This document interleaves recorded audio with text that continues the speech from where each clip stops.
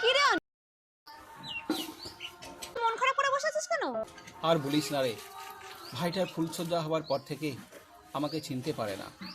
ঘর থেকে বেরিয়ে বারান্দা দিয়ে এসে আমার কাছে এলো, আমাকে পাশ কাটিয়ে চলে গেল। হ্যাঁ, কোথায় গেল? হাঁকতে। তারপর? হেগে বাথরুম থেকে আবার আমার কাছে এলো, আমার কাছে এসে আমাকে চিনতে পারলো না, সোজা বৌমার ঘরে চলে গেল। আর তোর বৌমা? বৌমা ভাইটাকে নিয়ে ঘরে ঢুকে পড়লো। তারপর ঘরের ভেতর ঢুকে কী সব আওয়াজ, এর আগে আমি কোনোদিন শুনিনি।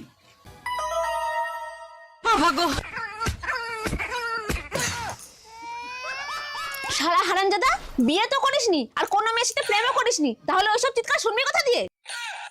বেরো বেরো এখান থেকে, বেরো।